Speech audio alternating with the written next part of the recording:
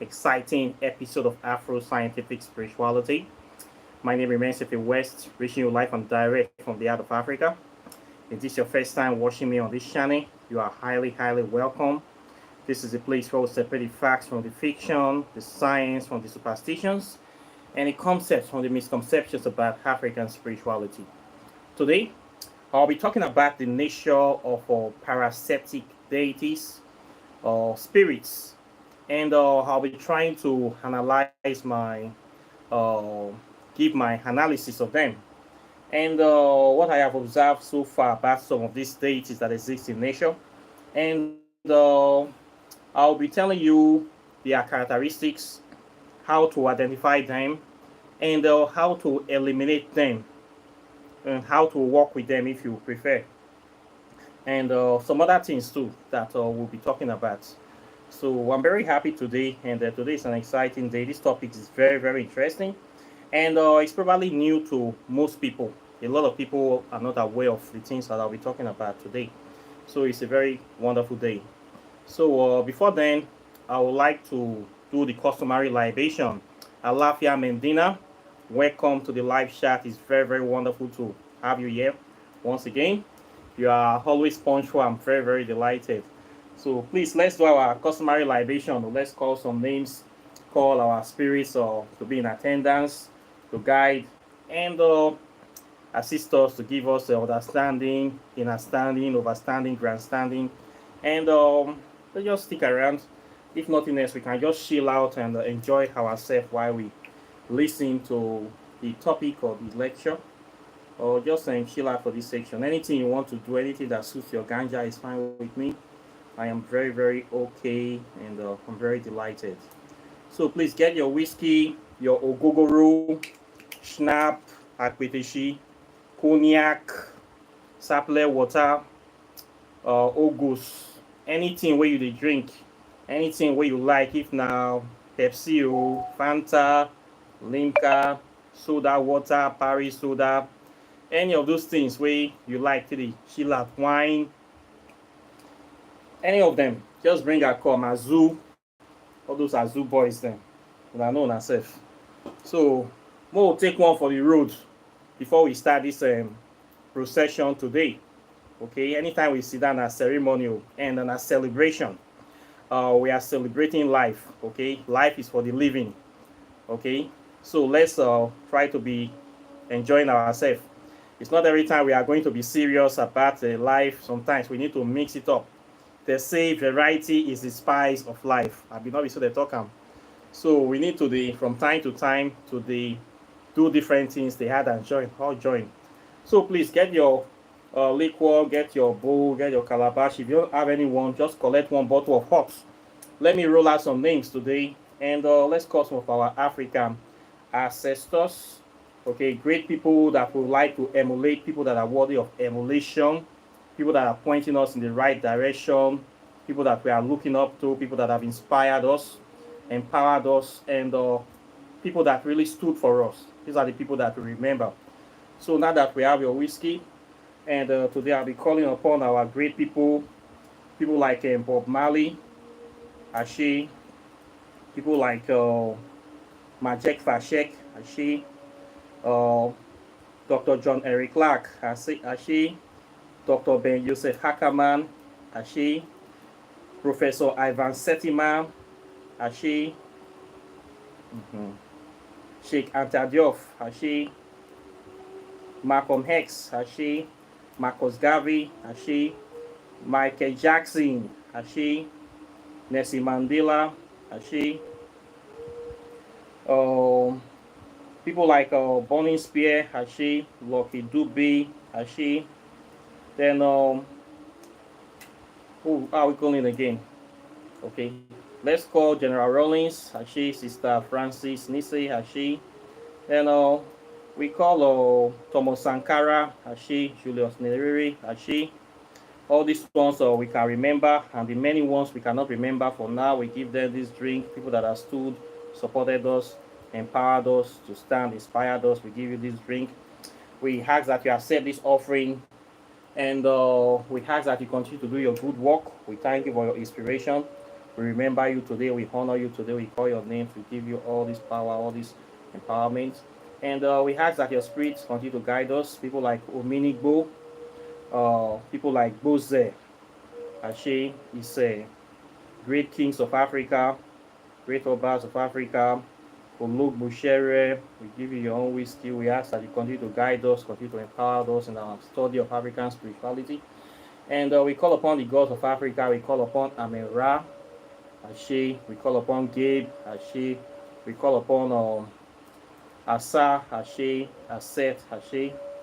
We call upon Pita, Ashe. We call upon Subek, Ashe. We call upon Tot, Ashe, Teuti, Ashe, Impu, Anubis, Ashe. We give you this drink today. We call upon Ugun, Orumila, Amadioha, Aziza, Azaka, Ator, Eteru. We give you this drink. We ask that you continue to guide us, empower us, and let your spirit stand with us this day. We call upon those, remember those ancestors that were killed during the transatlantic slave trade, ancestors that were killed in the Middle Passage, people that their land were stolen in America, the Native American ancestors. We give them this drink, remember them. People that their land were stolen in Africa, in Congo, in South Africa, in Zimbabwe, in Namibia, Angola.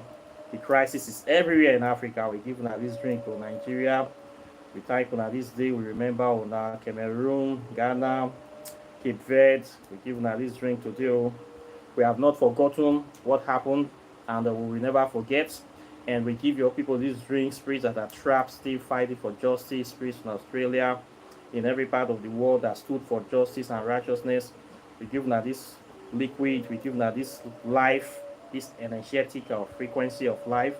We ask that you use it to empower yourself to continue to fight for justice, to make sure that the enemies, the occupiers, they have no peace, they have nowhere to run to. We ask that you continue to stand and do not rest in peace. Continue to fight until justice and balance is retained upon this planet.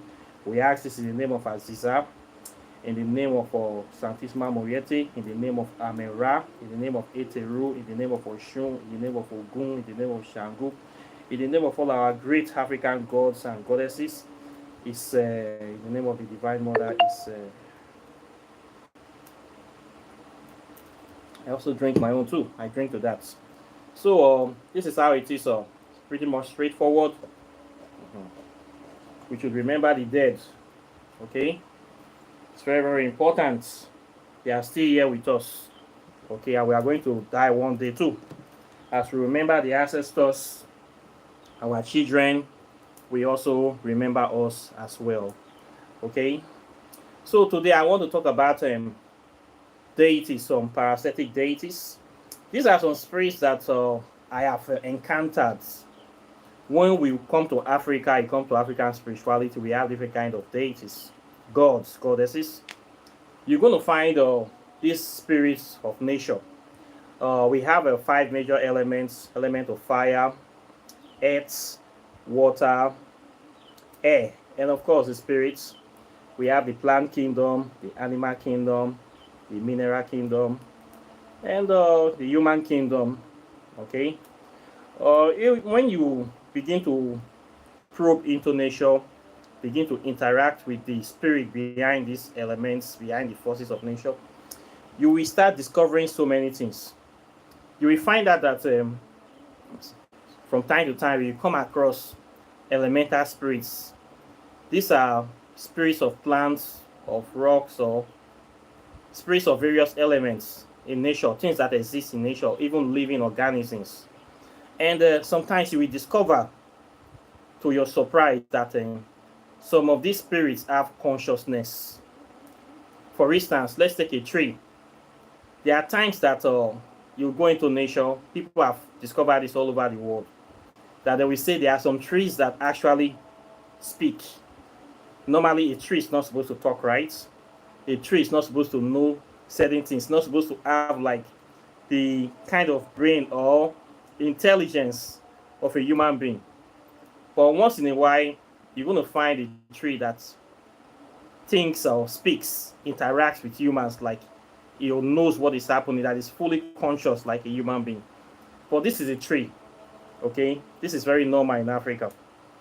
From time to time, you might find a rock that have consciousness. You might also find elements in nature that have consciousness. This is very sure. Even animals.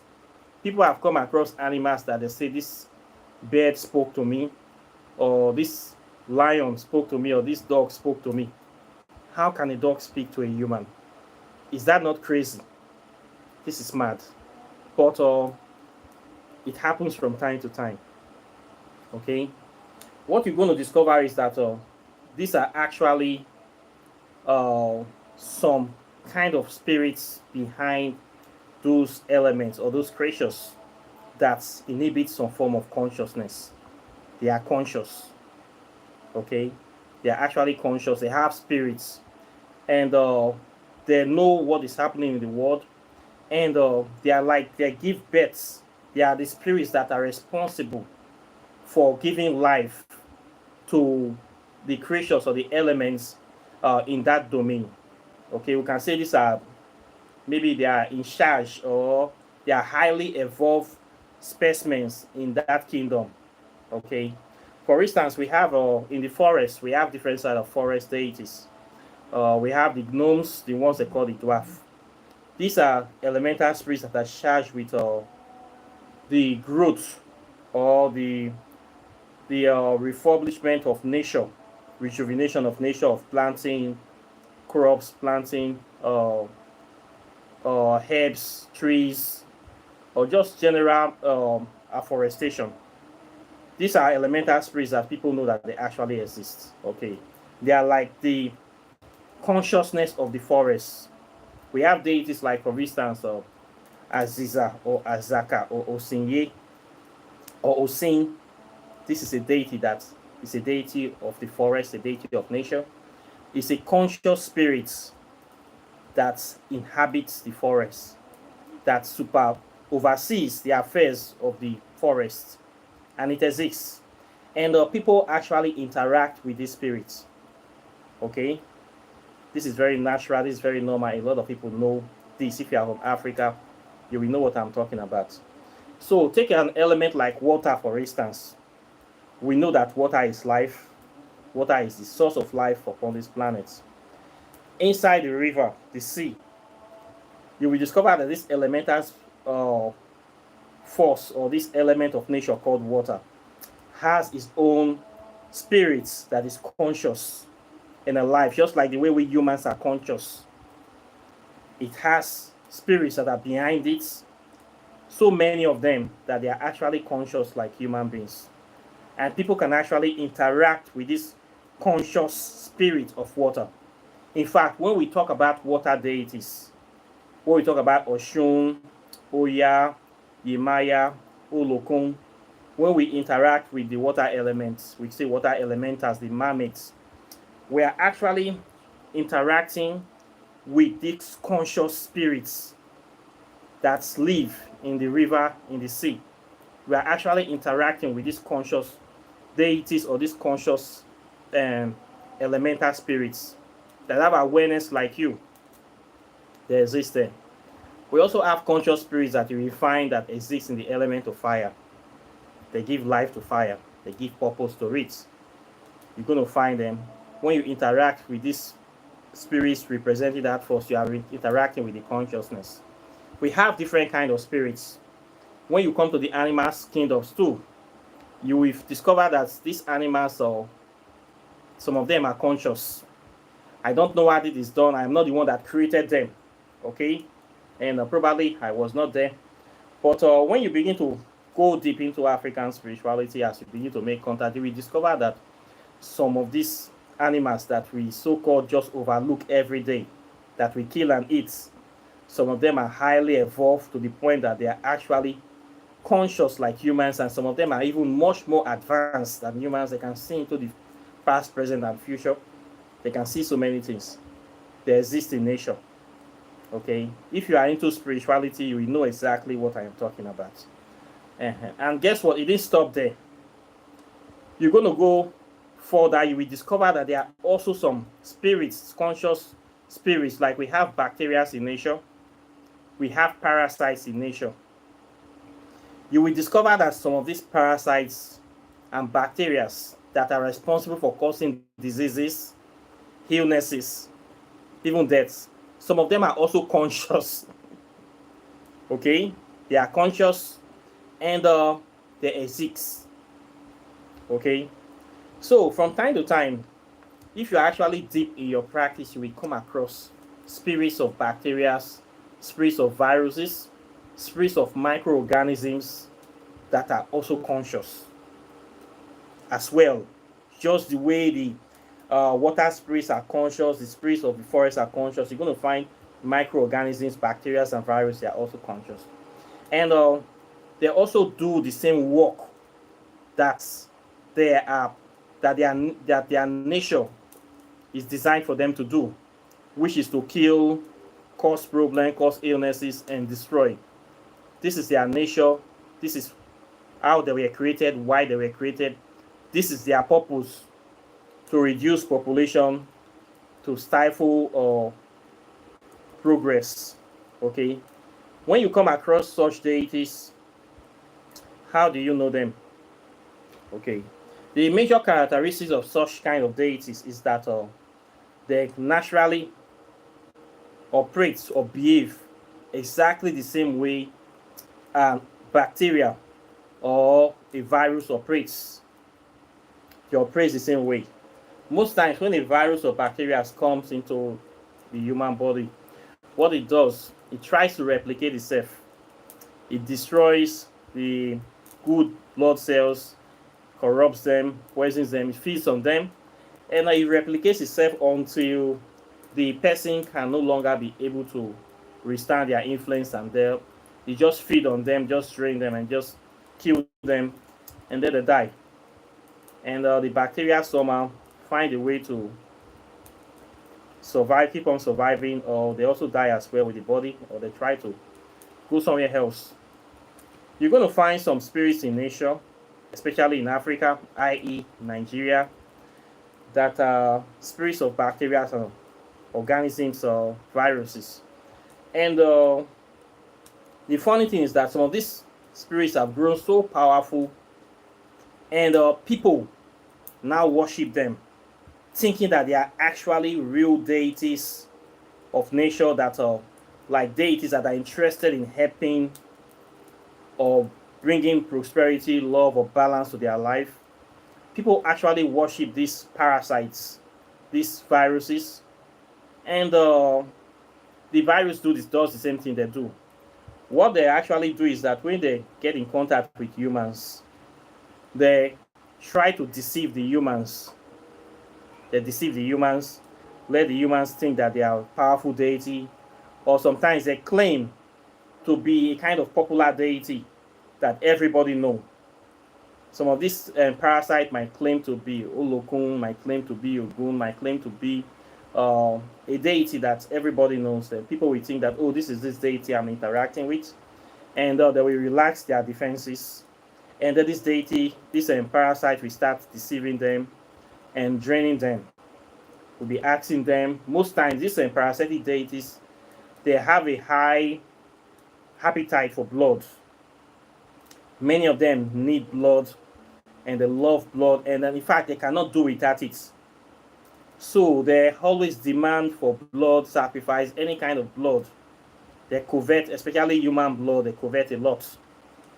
They covet human blood, they covet all kind of blood.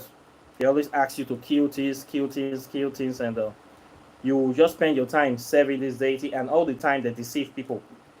When a particular spiritualist comes in touch with this deity, and normally they don't know, the deity interacts with them, and they will think that this deity is a very powerful deity because they are very, very active. They always speak to them, tell them things about people, tell them. They will think that they have met a very truthful spirit. Some will even say they are your ancestors, they are this, they are that. And they will encourage you or ask you to do certain rituals that will attach themselves to you very, very well, so that the person cannot be able to separate themselves from the deity. They start feeding on this person. And not only that, they ask people to bring people, and the person will be bringing anybody that comes. They try to attach themselves to that person. And what they do is that they just spread their tentacles to as much people as possible, deceive these people and start feeding on them, enslaving them, literally. And before you know, some of these deities, these parasites, have been able to enslave whole communities, whole villages, whereby they now become the supreme deity of the village. And the people will not know that they are actually venerating a parasite, something that they are supposed to smack, that they are not even supposed to have any business with. They start venerating these parasites as a deity of the town or a village. And what this thing does is that most time these parasites, parasitic deities, they are not interested in bringing development, bringing progress to the life of these people. Because if people are developed, if people have what they want, they're thinking straight, there will be no purpose for these spirits. So most time the spirit makes sure that the people don't know whatever, they don't know anything. It makes sure that they are very dull, and they are like, how would I say, illiterate or stark illiterate or semi-illiterate. It makes sure that they are spiritually weak, and these people are trapped in a certain level whereby they cannot move beyond or above that spirit that they are venerating. So you're going to see the life of these people is always stunted. When you come to Africa, you come to African traditional spirit, you go to traditional places, you will see them venerating some of these deities. They don't know that they are venerating parasites. There is no progress in the life of this person. Most of them are living in mothers on completed buildings, struggling with life, struggling with every day-to-day simple necessities. They cannot be able to pay house rent, they cannot be able to drive good car, they cannot be able to live well. And you say you're communicating, you're talking with a spirit every day, that you're in contact with the spirit, they talk to you every day, but yet the spirits are not helping you, telling you how to improve your life. And yet you see people progressing, people building houses, people actually living life, but you that talk with the spirit every day, nothing is working for you. You should be able to know that something is wrong. Whatever you are venerating is not seeing progress in the life of other people. It's not wishing you well, or does not have the capacity to empower you, to bless you with prosperity. And this is a problem. Then when you see what most of these people do, what they do is that because this spirit is its nature is not to bring prosperity and happiness to people, what they do is enslave people and just deceive people and trap them. So when people go to this kind of deities, they are enslaved quite naturally. They are put in a situation whereby they are venerating this deity in fear. The deity gives them the impression that if you disobey me, I will kill you. I have power to kill you anytime I want. You have to do what I say. You have to bring a goat to me every week or every month. If I don't see that goat, I will spoil everything good in your life.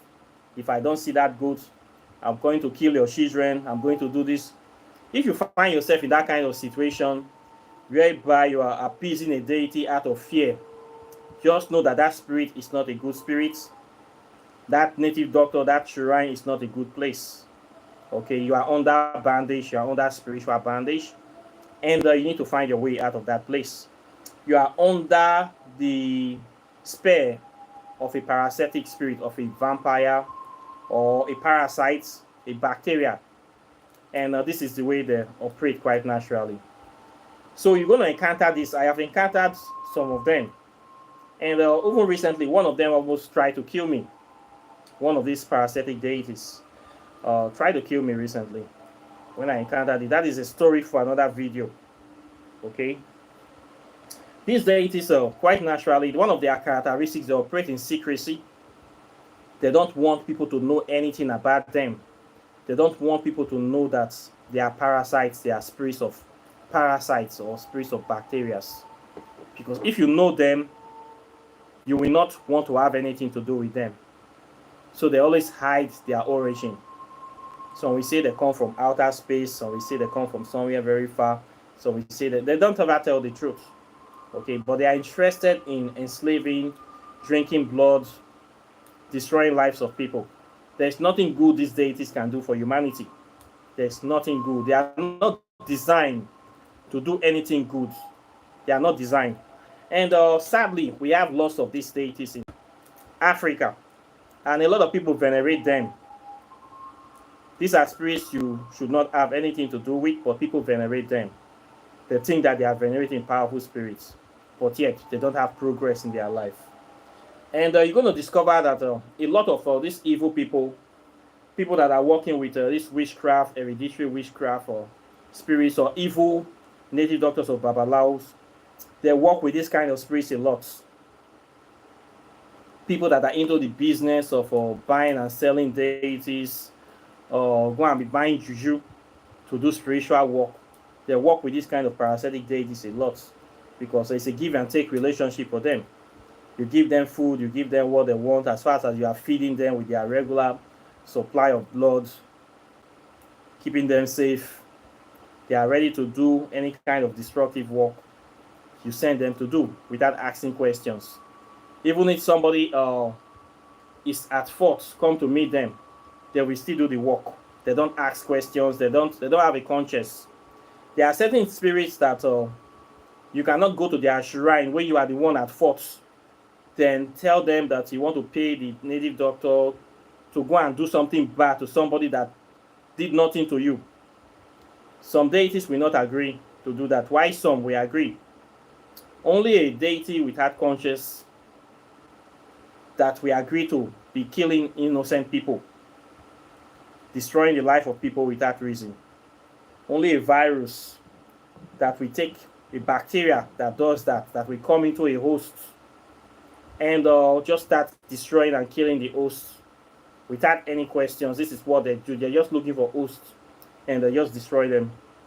Okay, so you're going to find these spirits of bacteria and parasites in nature, in African spirituality.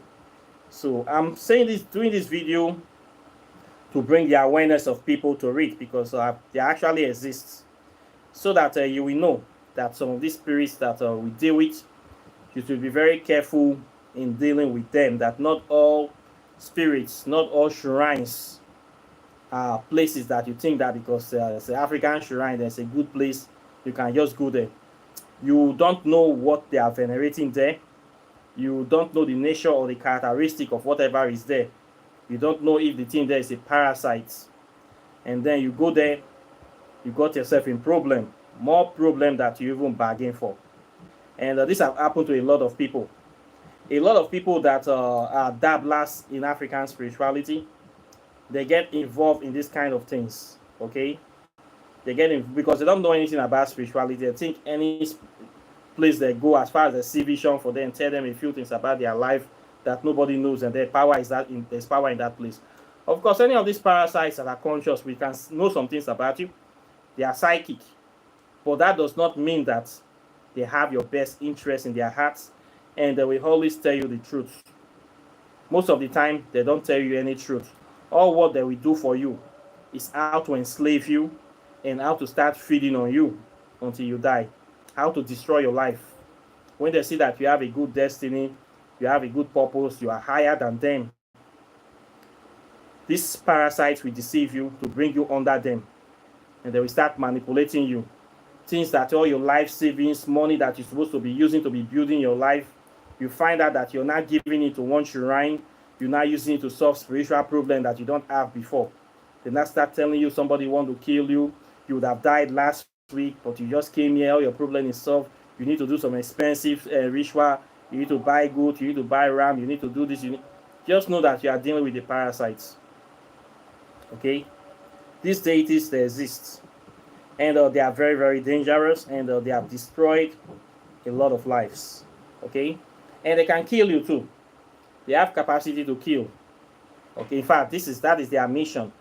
They are very good at killing people, giving people stroke and illnesses, causing problems in the life or causing losses in the life of people. So you have to be careful. Part of this reason is why I encourage and advocate Kushite Kemetic spirituality, because when you practice in Kushite Kemetic spirituality, it's very, very open. There's a lot of materials on it. And you can be able to know how to identify spirits that have positive intentions from spirits that have negative intentions. You're not going to find this kind of exposure in other aspects of African spirituality, like Risha or Igbe. Most of the priests there, they are actually very corrupt. It's all about money for them, paying for initiation, paying for this, paying for that. Most of them not going to tell you the truth, because to be honest, most of these our so-called traditional priests, they don't want to empower people. They don't want people to know anything about what they are doing so that they can be making money from people. Okay, they don't want people to know. And most of these people that work with these parasitic deities will never tell you. For them, it is just about business, making money off people. When people come to them and see them as clients, customers, they don't see you as a person. They see you as a money bag or somebody to take money from. And what they are interested in is to take as much money from you as possible. Extract as much money from you as possible. Nothing more, nothing less. They are not interested in solving your problem or helping you in any way or giving you any knowledge that you can be able to help yourself or even transfer to other people. They are not interested in doing that. So all these are characteristics of people that are practicing African spirituality in a very wrong way. And you should be able to know all these things. So I'm doing this video to let you know that we have not only spirits of nature, we have spirits of all kinds of spirits that you're going to find. These spirits of parasites and viruses. Some of them, with time, they become conscious. They become conscious, they can interact like humans, they can speak, tell you things. And they still do the work of destruction and spreading illnesses and problems. That is what they have been doing naturally. So when you come into African spirituality, it's not all about fun and games. It's not all about love and light. Okay? It's actually deep science. This is the foundation of all the sciences and every spirituality in the world.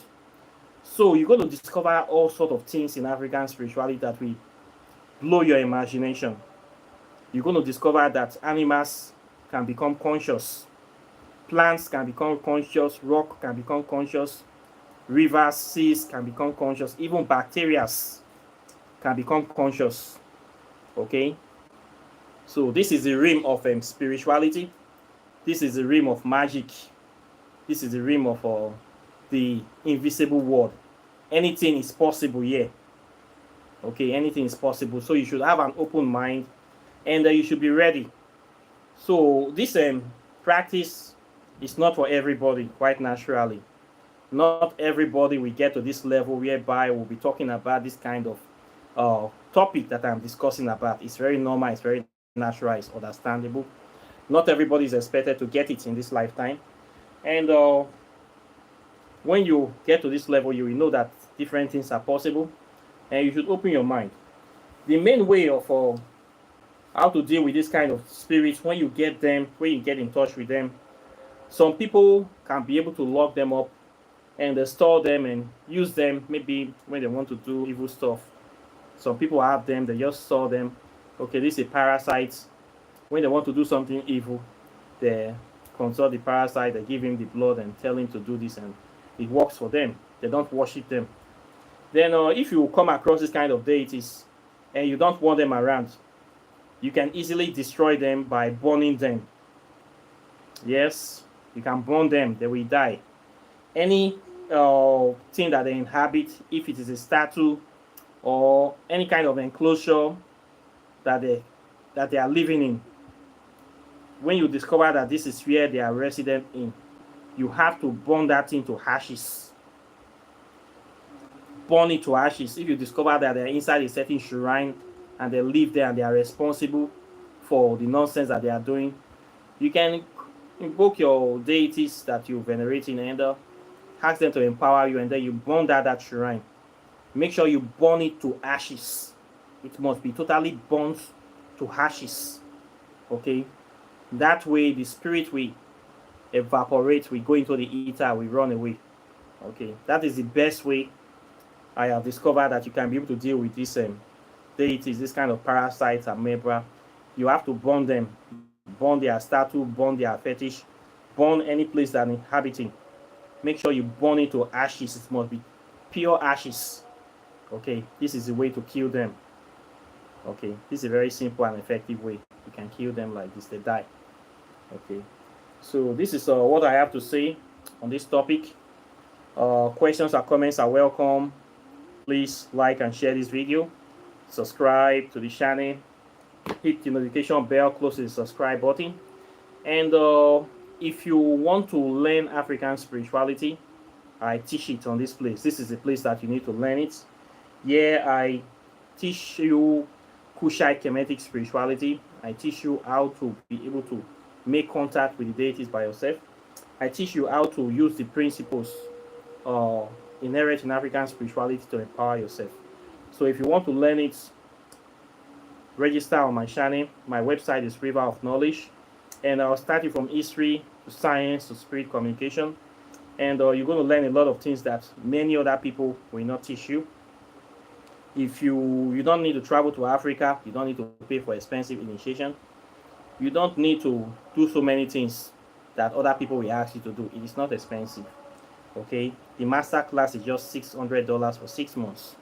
It is not also free. African spirituality needs development, it needs investments, it needs you to add your own contribution to it.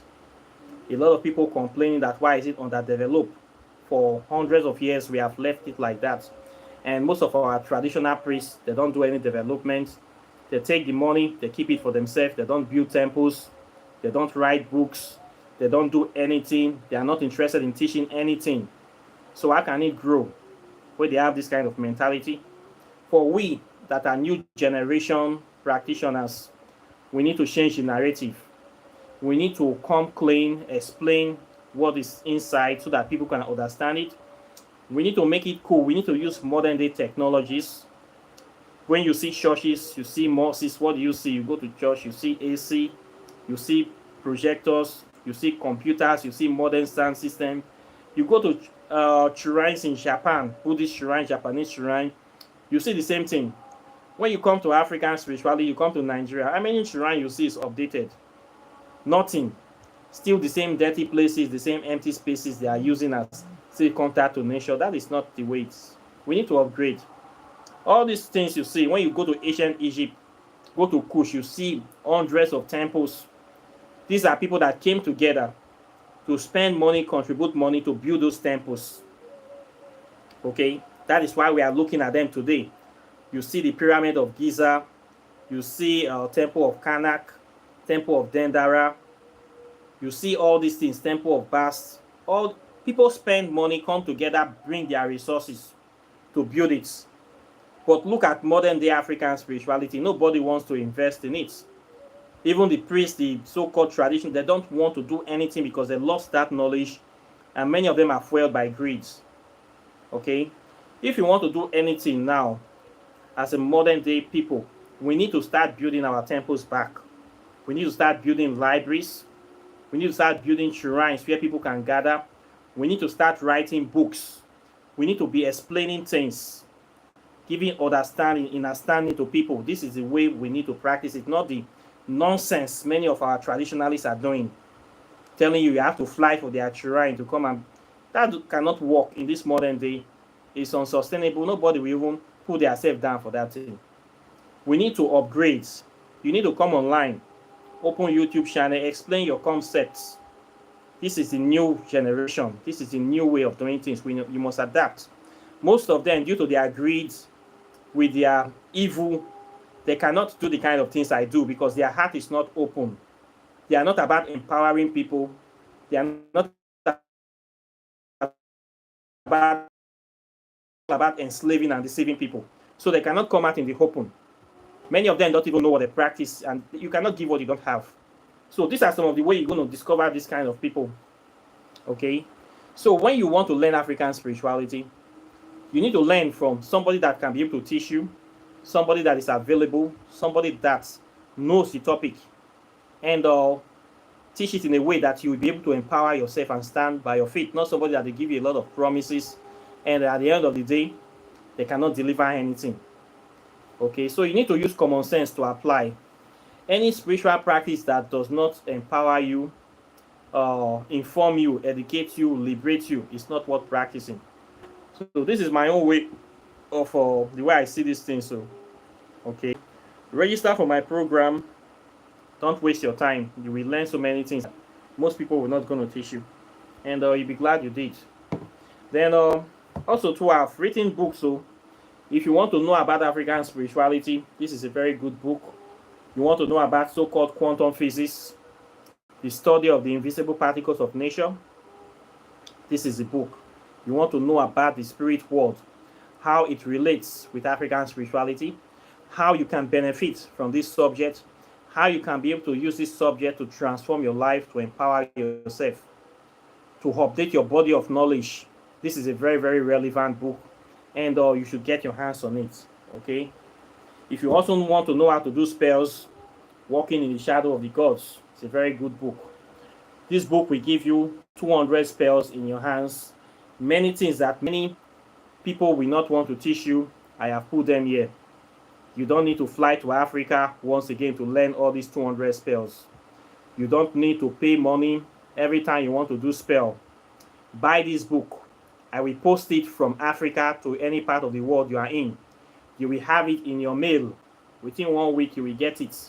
Okay? You don't stress yourself. You don't waste your time. You have this power in your hands.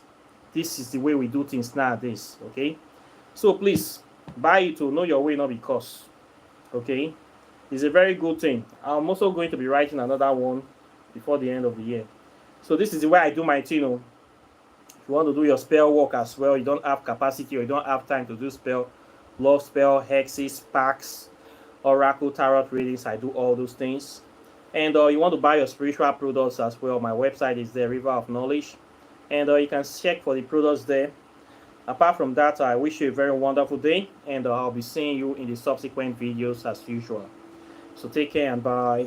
Peace.